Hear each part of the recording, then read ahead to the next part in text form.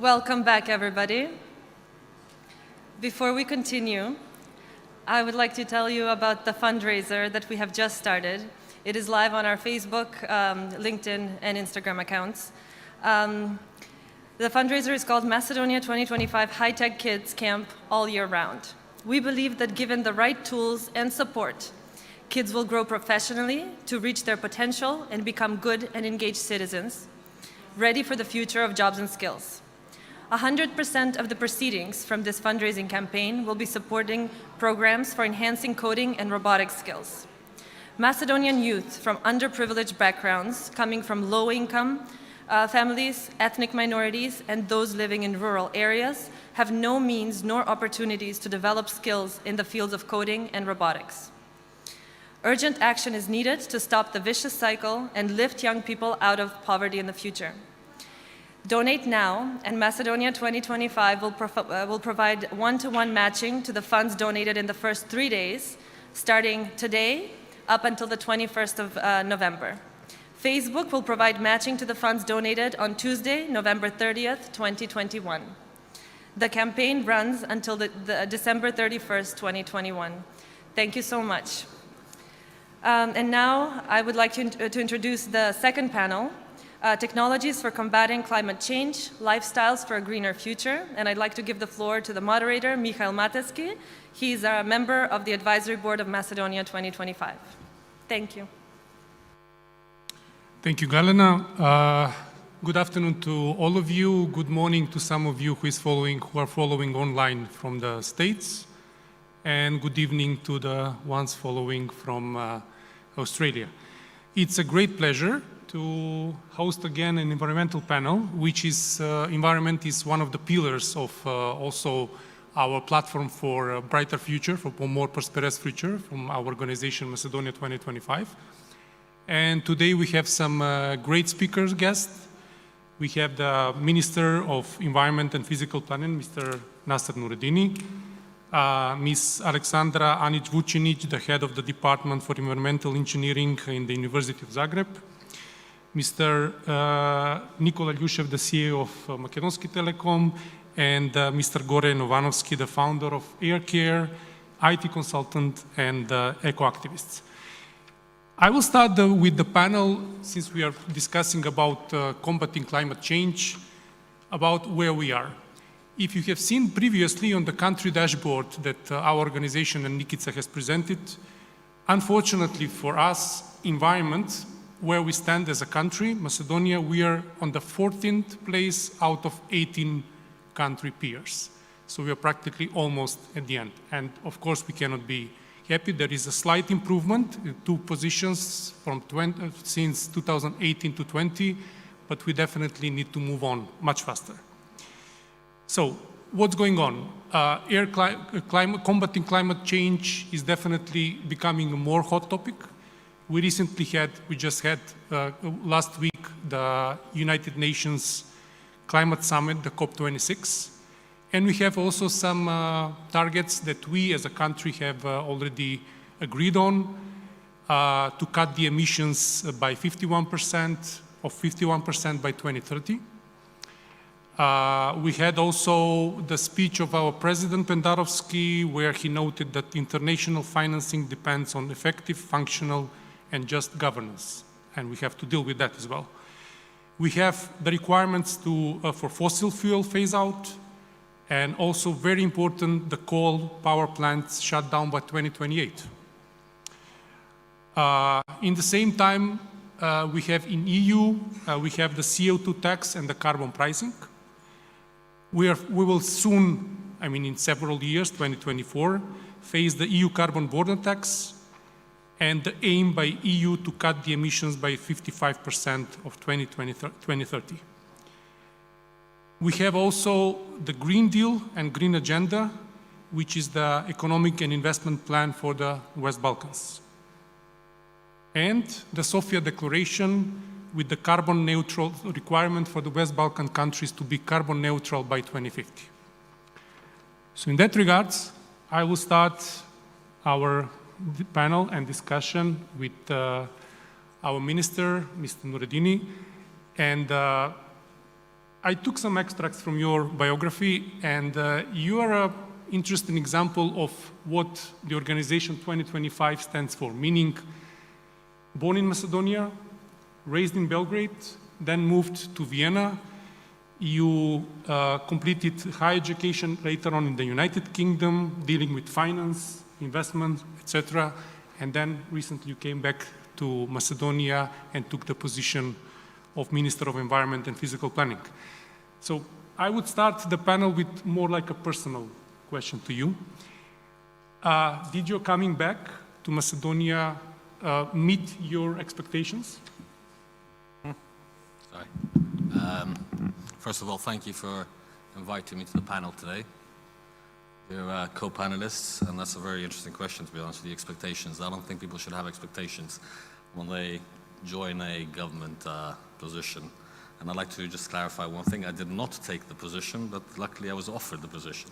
It wasn't a hostile takeover in that sense. No, the expectations are were they. First of all, it's a great honor. It's an absolute honor to be able to represent your country. It's a great honor to try and contribute towards a better standard of living for your citizens. However, at the same time, I was very well aware it's going to be a huge challenge. I think, unfortunately, you mentioned the ranking earlier. We were number 16 in 2018. Now, in 2021, we're 14, right? Yeah. I don't know, maybe some of it is my contribution to it, so it's good. I've been here for 2.5 years. Listen, I think my white hair shows the expectations I had. I had a full set of black hair when I came. I've gotten a lot grayer. There's a lot of challenges. There's not enough time in the day to try and achieve everything we want to do. The expectations were what they were. I was realistic. We knew where we stood. Unfortunately, you're right. In the past, we haven't paid enough attention to the environment. There's a lot of aspects we haven't thought about. We haven't thought about where we're going. We forget the amount of consumption we actually have today. We also need to realize that the institutions need to do a lot more. Reforms, policy changes, intersectorial collaboration. At the same time, though, we need to start looking at ourselves as well as individual citizens. We are the key driving force as a citizen. It is me as Nasser who selects his waste or not. So it's all of us. So I didn't actually see it as expectations. I saw it as challenges, and maybe the challenges were a bit bigger than I expected. Yeah. Thank you. I would just like to remind the audience in the room and also the audience online that raise questions, because the second half of this panel we will use those questions to discuss them with our speakers. So, Mr. Noureddini, the first official, let's say, question would be, what are the short and mid-term actions and strategy by the Ministry of Environment in combating climate change? The climate change, we have to be, I'm going to be very open, since we're going to hold more of a informal discussion here. I think we should be quite clear about this. We are a small country. We are in the Balkans. We're going to do our part, of course, but this is a global issue. It's not just our issue. The question is, how do we do our part? And we're obliged to do our part because our part is going to actually have effects on our life and our costs of living tomorrow. We were one of the first countries that actually passed in or handed in our NDC, the Paris Agreement. It was a very ambitious one. As you mentioned earlier, it's going to be a decrease of 51% of the greenhouse gas emissions by 2030 compared to 1990, which is a net value of 82. We have passed our long-term strategy on climate change. We have prepared our law on climate action. We have not passed it yet in government, and this is also a question I know was remarked by the EU in regards to why have we not passed the law, but there's a reasoning behind that. We've had the law ready for a while, by the way, but the idea is to harmonize it and get all the institutions on board. We shouldn't be passing laws just for the sake of passing laws. It is very important that we actually harmonize our laws together with other institutions, because the law on climate action is actually going to affect transport, health, education, everything else. So it's very important we actually prepare ourselves for the law, because just passing it, it's a great feeling when you hear it's passed in Parliament, but we don't want to have them catching dust. So within our strategy, we've actually identified 63 different measures. These are midterm, short-term, and long-term. The short-term ones that we need to be working on is, of course, the energy and energy efficiency. Those are the key things, and the mobility of our fleet. Unfortunately, we have some of the oldest mobility of cars in Europe. On average, unfortunately, by the time when I started, we used to say 16 and a half years, 17 years. Now we're actually going on average over 19 years. So the idea is to actually get our new reforms out there and policies together with the Ministry of Finance and the Ministry of Interior, who does the technical checks, and subsidize the electric mobility.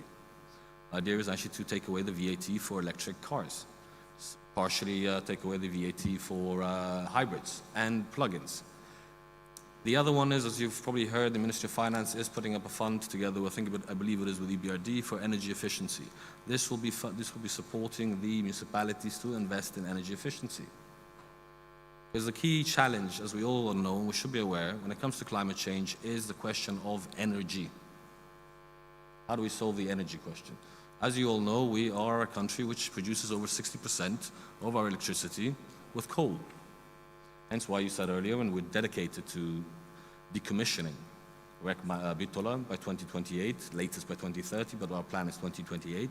However, though, there is a key challenge in there which none of us should ever forget, is the just transition of the employees working in that sector. We have quite a few thousand people working there. It's easy to say we'll shut it down, but we have to have a plan to re-educate, reallocate, retrain these people working in that sector by the time we decommission it. Hence, that's why with the strategy that we have in place, we're going to be creating 8,000 to 10,000 new jobs. This is the idea to actually move them to those new jobs while producing renewable, using sustainable energy production. And I see that my time's up. And I think that's why it's very important that time is running out for climate change as well. That's why the actions need to be taken. You're right. Thank you. We shall be moving to Alexandra Anić-Vucenić. Alexandra we are friends and colleagues in the industry, waste management for years, so I will address her by first name, Alexandra. And for the audience, Alexandra is the head of Department of Environmental Engineering at the Geotechnical Faculty in the University of Zagreb. PhD in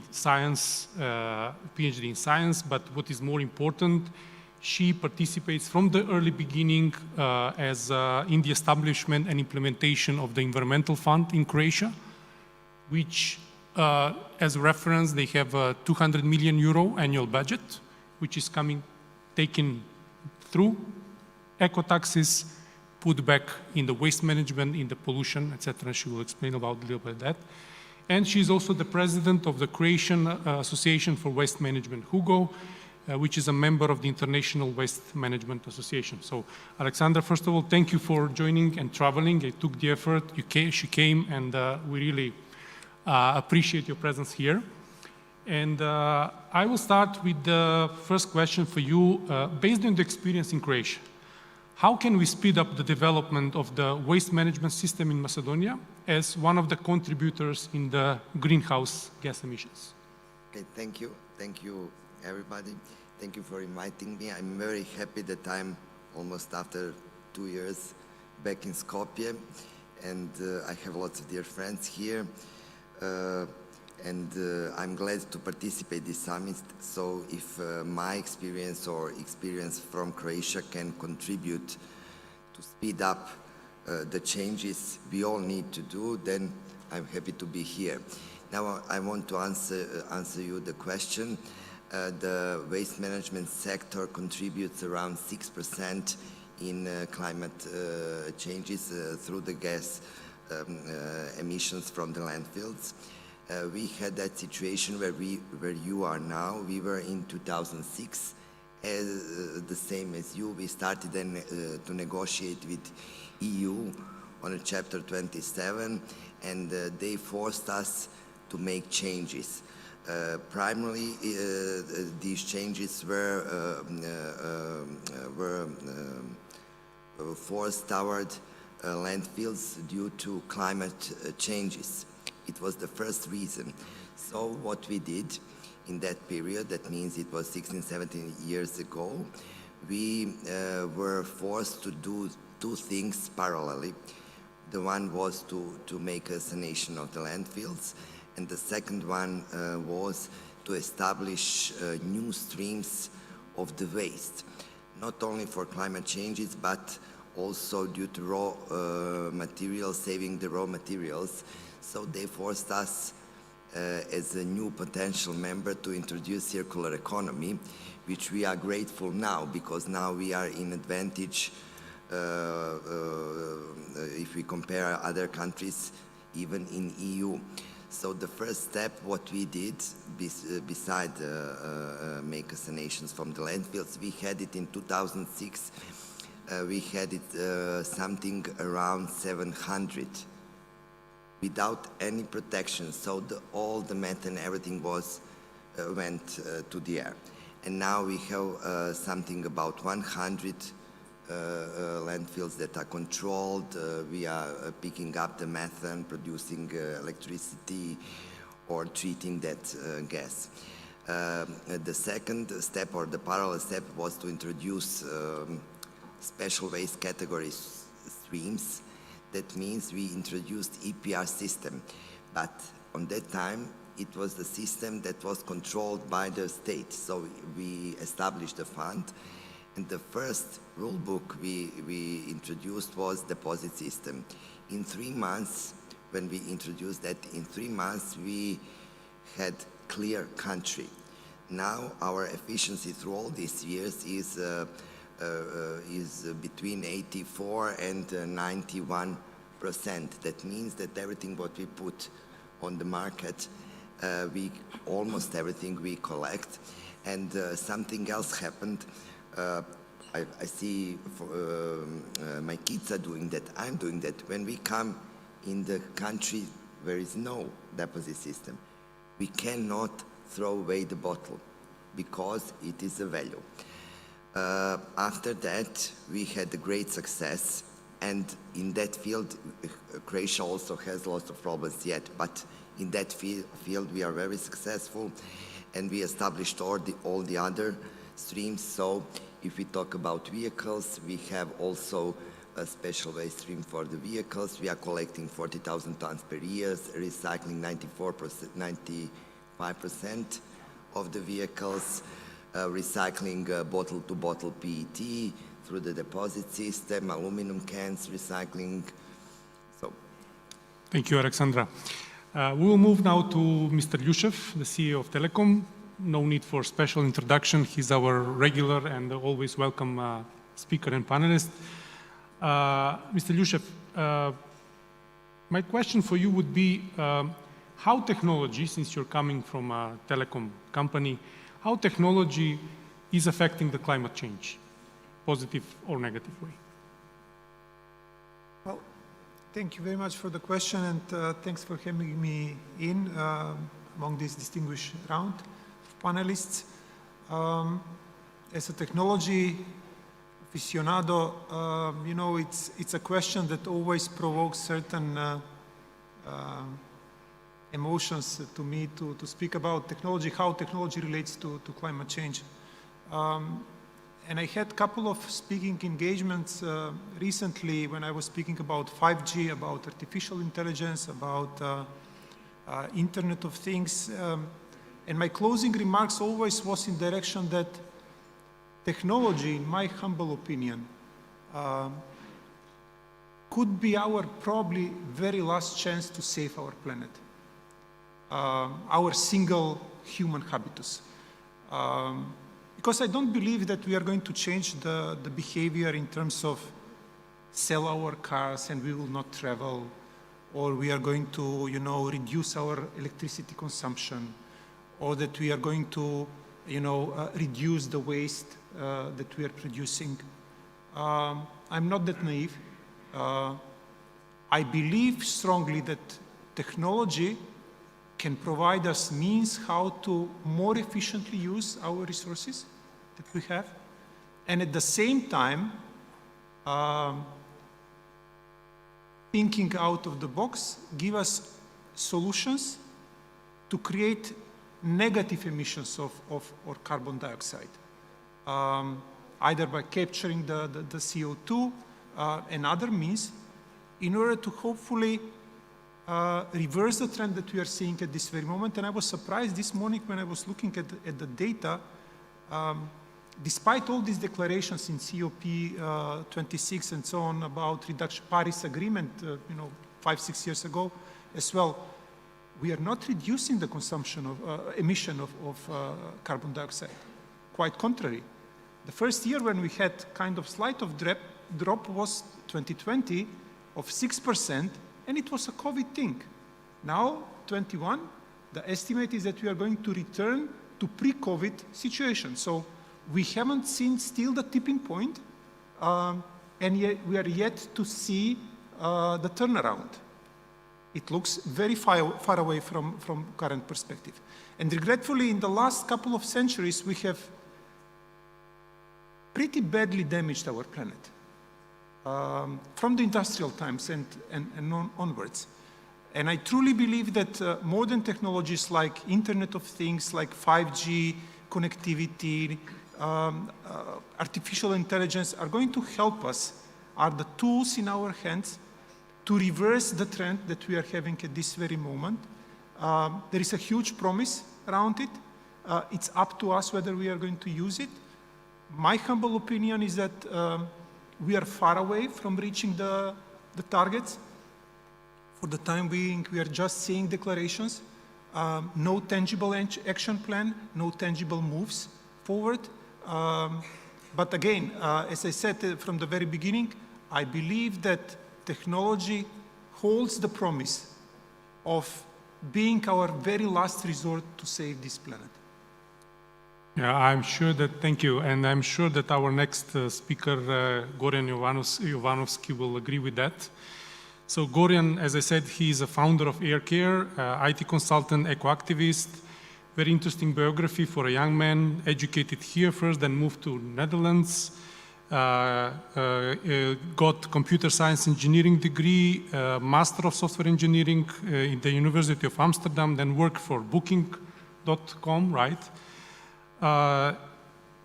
Involved in the eco movement in Macedonia as an activist and created also the Aircare application.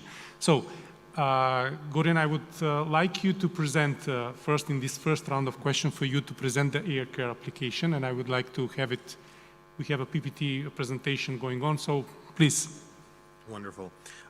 Thank you so much, first of all. Very glad to be here. Very short for those of you that probably haven't seen this app. I've been bugging people here locally for 7 years with this data. But as we already talked about, we are facing a climate crisis. What we say, we can call it climate change, but I'm worried at this point it's a crisis, and we are facing a crisis as a planet. And part of this crisis is air pollution, because 9 out of 10 people in the world are exposed to air pollution over safe limits.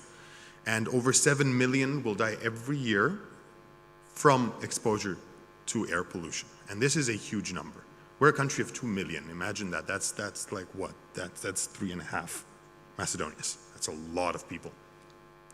And unfortunately, this is even a picture of Skopje in the background. I can assure you the city is there, but you can't see it in winter because of all what we used to call the smelly fog. And because of all of these things is why I decided to create Aircare. Aircare is a mobile app that tracks air pollution through a very simple and intuitive interface. What we do is we draw data, we aggregate data that belong to government sensors that are placed around the country, volunteer sensors, university sensors, and even satellite data from the European Space Agency. We take all of this data together, we put it in a single app in your pocket, in the palm of your hand, that lets you know exactly what the air quality is outside and exactly what you are breathing. And this is very much important for everyone that wants to know, is it safe to go outside and take a jog? Should I walk my dogs, or should I maybe stay at home and turn on the air purifier because outside is not good? So yes, we created the app back in 2015 as a pet project. I was a student, it was winter, and I wanted to teach myself how to make apps. This was not the plan. It was not the plan for the app to go viral like this. It was not the plan to start the app to start a movement, but I'm more than happy to be part of this movement because this is doing something positive, and this is a way for me as a software engineer to give back to the community through technology, as we spoke before. I'm super happy that the app that started very teeny tiny small at this point has reached 1.8 million unique users around the world. Macedonia used to be our biggest market because this is where we started off. It went off to Serbia, and right now the US is even our biggest market because they have a lot of problems with wildfire. So we're trying to educate the whole world about air pollution and what is going on there. We're super happy that more than 100 media mentions from Forbes, BBC, Google, NASA, the UN. We even have our own TED Talk and over 20 awards from a national and international level. And this is kind of my message even to other people, to the youth. It doesn't matter that we come from a teeny tiny small country that not a lot of people know where to put the pin on the map. We can do this, and we can do this through technology. We've gotten government action, green policies and subsidies being introduced, public awareness has been risen, and we even have corporate action where polluters are being outfitted with filters to stop air pollution from happening. So I invite all of you to be part of the solution to pollution. Get the app, check the air quality outside, and let's stop pollution, hopefully once and for all. Thank you, Borjan. I just want to say that I'm already using your app for about 6 months. What I also really like is that you have that possibility for recycling, which is my business. And I like that you have positioned the Pacomac containers throughout the city for separate collection of glass, plastics, and cardboard. So it's really great also supporting that part of the It's going to be a recycling platform. habit and changing Exactly. the lifestyles of the people. Thank you. Mr. Noureddini, how can we speed up the development of our waste management system as one of the contributors in the greenhouse gas emissions? As Alexandra said previously, it's estimated that around 6% of the gas emissions are contributed by the waste management. We need to make a very straightforward difference between the other countries and where we are and the neighboring countries. First of all, I'd like to happily announce, I'm sure you all have heard, we passed 6 new laws on waste management recently. Something we've been working together with a lot of the stakeholders, and we managed to pass them. Now, this is the basis. First, we need to start with the reforms of the policies. Second of all, we also need to be very realistic, and as I said earlier, unfortunately, we need to realize that we lack the infrastructure in our country to dispose of our waste. As the dear panelists here mentioned earlier, we have certain active EPR scheme members, such as Pacomac, and they are active. They're trying to put the containers on the market. At the same time, though, we need to be very also open about it, that the producers are not paying much of a contribution to the EPR scheme. Now, based on the new laws, we're actually going to redefine that and put a more strict control on the producers and whether they have an agreement with the EPR scheme, and whether they actually paying to the selection of waste and collection of the selected waste. On the other hand, we also need to accept the fact that when we as a country did the decentralization in 1992, that hygiene, water management will be managed through the municipalities. Unfortunately, we never reevaluated the cost of financing for the municipalities. We just left it. Over the last 30 years, we've had numerous, I think unfortunately one can say uncountable, illegal, non-regulated landfills in our country. Now we're trying to solve it. Try now. I know it's been spoken about it for years, but now we've actually taken, the idea was to have the laws in place, we've got the financing structure in place, we're finalizing the loans that we're going to be taking from an international finance institution, and we're going to build the basic infrastructure in our country. What does that mean? We're going to actually have internationally compliant landfills, not Rusinos and Valandovo or whatever the other ones are called. I apologize for not knowing the names. So we're going to do that. We're going to invest over 60 million euros in this to cover the Polog region, to cover the southwest, Pelagonia, Vardar, and the southeast region. The northeast and east region we are financing through the IPA funds. We've started, we're finalizing the documentation, we'll be tendered very soon. That alone, those 2 regions will cost over 40 million, but that is all-encompassing. And these other 5 regions I mentioned, we're going to finance, as I said, through loans. That means we're going to build a landfill, we're going to build transfer stations, we're going to buy trucks, we're going to buy containers. We're going to hand them over to the municipalities. And then the law will apply to the municipalities as it should have applied since 1992.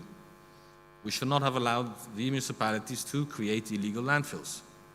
We also need the private sector and the industry to actually dispose of their waste appropriately. Because this, of course, as you said earlier, is contributing to greenhouse gas emissions. You mentioned it earlier, we don't have a single gas capture system in our country. All our landfills, not a single one of them have a gas capture system. Whether you generate electricity or you simply burn it to avoid emitting more gases, we don't have that. Not even Drizla has that. We have started applying for funds through the IPA funds in this case because Drizla is a lot larger, we'll need more investment. We are looking to add that facility to Drizla as well. These are this is the strategy in place. We have the laws in place, we have the financing model in place, and what we need to do, by the way, is very simple.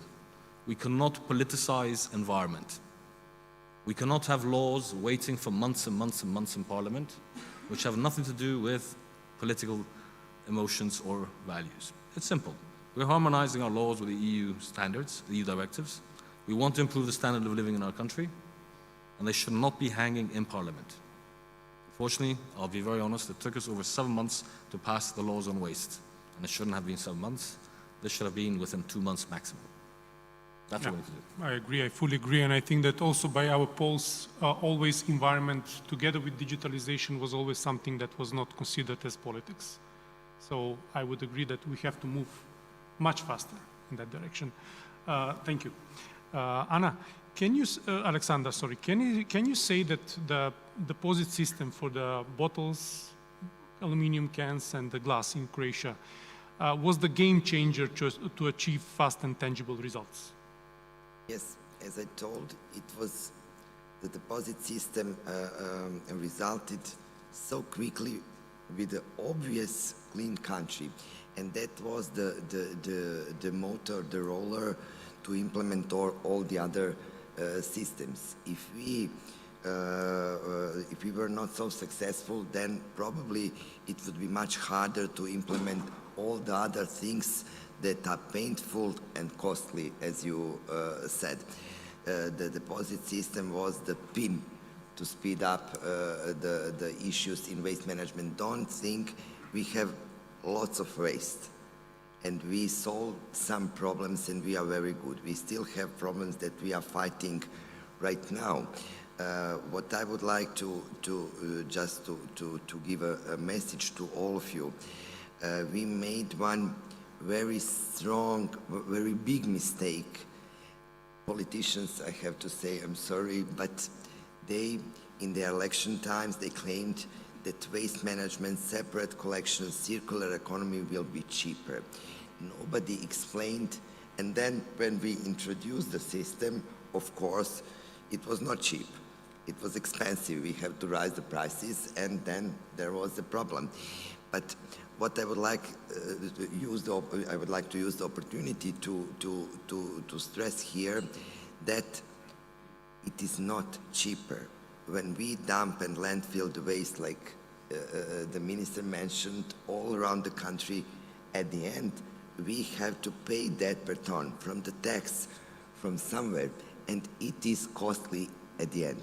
It is not from the smetka. Bill, yes.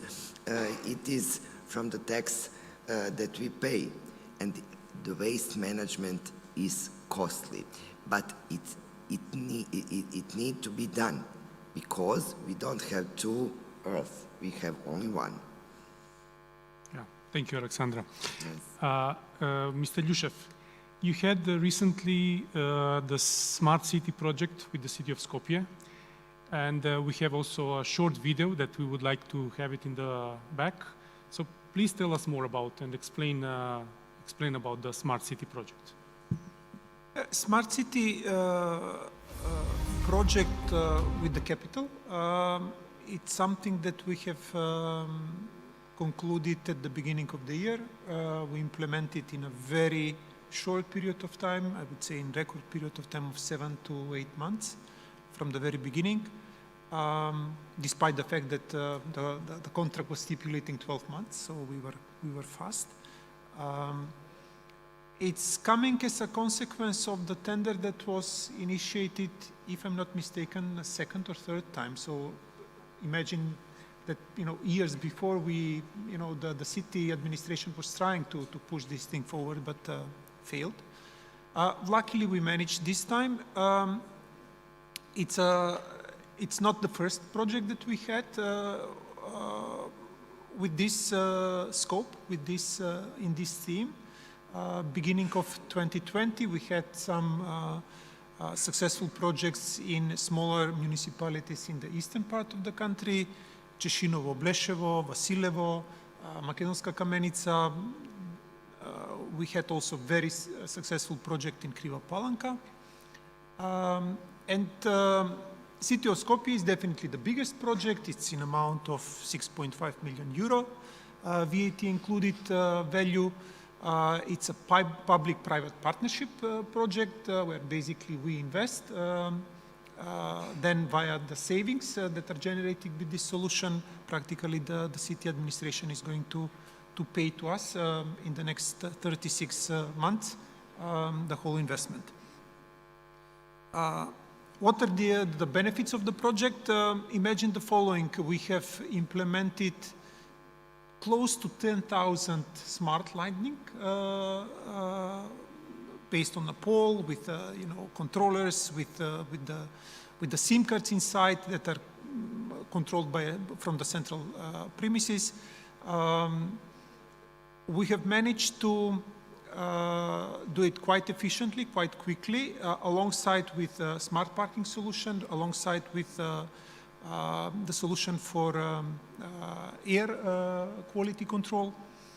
And we have already some initial results that are very promising. The saving in terms of electricity consumption is around 60%, or it's going to be eventually even higher than 60%. The city was consuming something like 10 million kilowatt hours per year for the lighting. And we believe that we will manage to drop the consumption and we are going to eliminate something like 6.5 million kilowatt hour energy, which is huge. And practically that's the way how this project is going to be financed.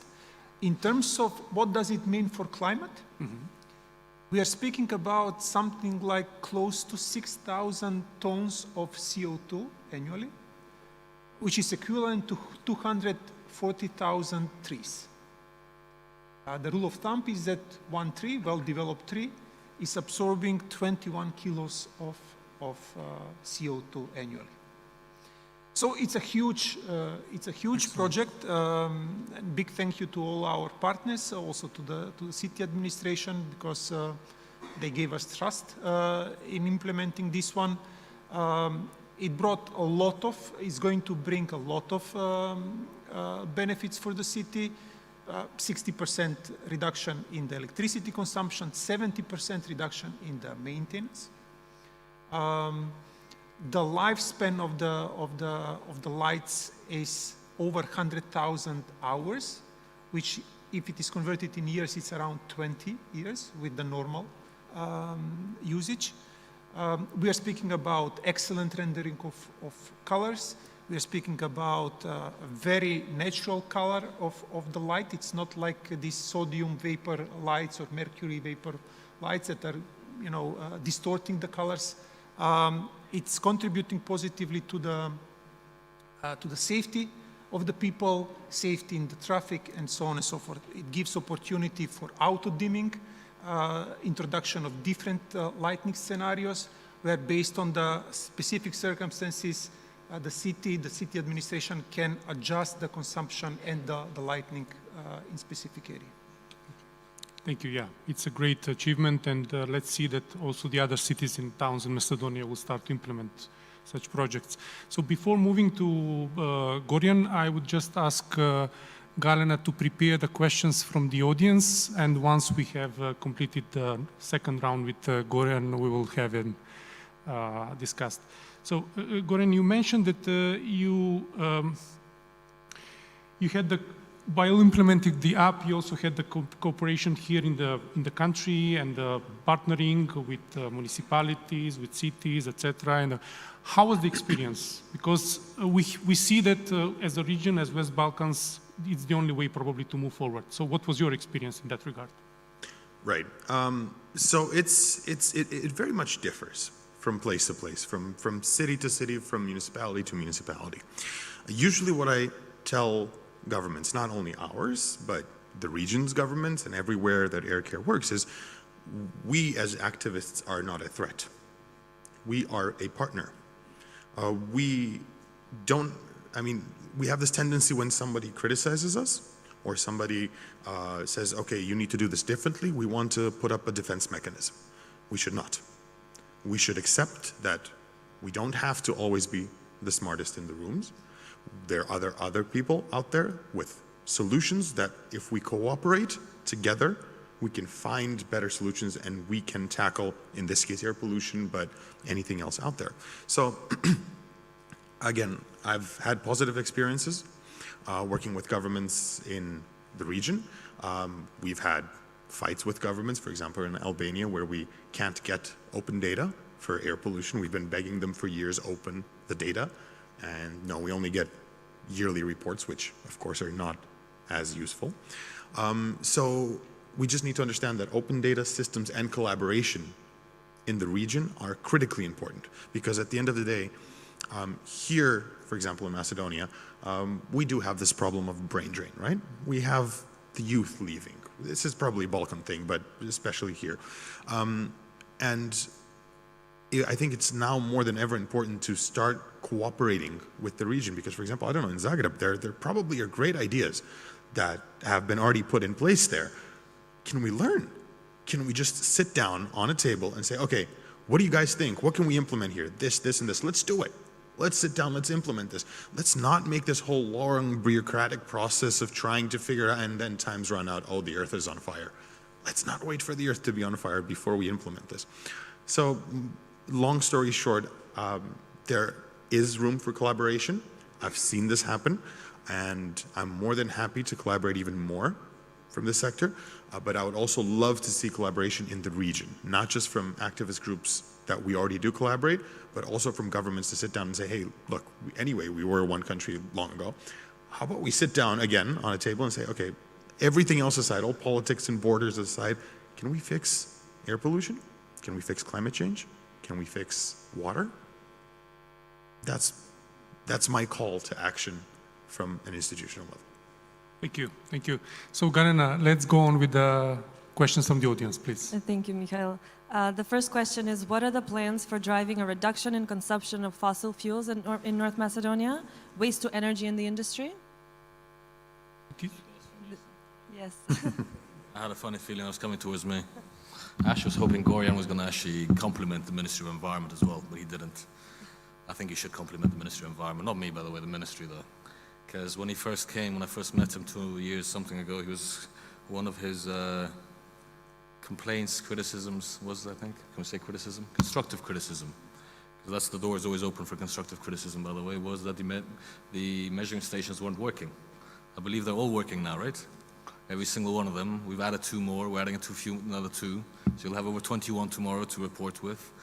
Very highly sophisticated machinery, which unfortunately costs us over 150,000 euros per piece, but thankfully the EU pays for it. That's okay. In regards to fossil fuel and waste to energy. I know there's a lot of noise around waste to energy. Everyone's making a lot of noise. We have criticism, we have constructive criticism, we have supporters, and we have different approaches to it. Waste to energy is nothing new. Waste to energy is happening across the world. There's many of these facilities in Austria, there's many of these facilities in Germany, everywhere else across the world. Some people use it in the cemetery production. That's something we try to do with the company here. We're trying to actually create an accumulation of waste or create our own RDF for the cement industry in our country. We haven't reached that step yet, unfortunately.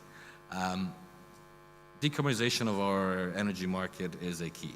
As you know, the country is trying to invest across, especially in Skopje and other cities as well, in public transport, environmentally friendly transport. As I said earlier, the changing our car fleets to more environmentally friendly cars. I said electric, but at the same time, you've got to ask yourself the chicken or egg question. How do we produce our electricity? And we're trying to use electric cars. As long as we don't have more diversified source of energy production, we are not going to be decarbonizing any of our markets. So we're still going to produce even more electricity through coal. Actually, to be quite honest with you, lignite. Lignite is one of the weakest forms of energy sources that you can find, by the way, unfortunately. But that is what our legacy of our country is. So this is why this long-term strategy in our country is very simple. We need Chevron to be built. It's going to be very important. We can invest in solar, we can invest in wind, we can invest in a lot of other things. As long as we don't have a solution for storage, energy storage, we don't have a solution for renewable energy, because it is not constant and we cannot balance the grid. Hence why we will need Chevron in the long run. To build Chevron, Chevron will be functioning as a stabilizer, balancer for the whole grid. Furthermore, at the same time, though, we will, yes, and I know that everyone's part of Europe is trying to move away from gas, we are investing in gas. The reason why we're investing in gas is because it's very proven that it's a multiple lower air production producer of carbon in comparison to coal. We are investing in it. It's a transitional solution, because at the same time it solves the issue of air pollution in our country. As long as we don't have the change in, as I said, partially mobility, better standards for our industry, but however, one of the key drivers to air pollution, unfortunately, is the heating of our buildings. Not just houses, by the way, because I know there's been a lot of noise being made about the whole time. Yes, it's a fact. We all know that we heat with wood, with pellets, sometimes not with pellets which are compliant to the standards. We passed a bylaw recently that will regulate that better, so we don't have substandard pellets being used in our country. However, though, we also have, unfortunately, public buildings that we're heating with mazout, etc., etc. We have requested this in March this year already. Unfortunately, due to the pandemic and a lot of elections, we have a lovely country where we have elections every year, and somehow that stagnates everything, and the work doesn't get done or the answers don't come back yet. We have requested that all the state institutions hand to us a list of all the buildings they operate and what they heat with. We've achieved the majority of it. We are going to be we have created a green environment fund, or a green fund as we like to call it. It will be sitting at the Prime Minister's office. It will be coordinated between the different institutions, and we will be investing in the change of heating through that. Furthermore, just something else I would like to point out is that we are the first country in the region, I believe, we're going to be placing green bonds on the market.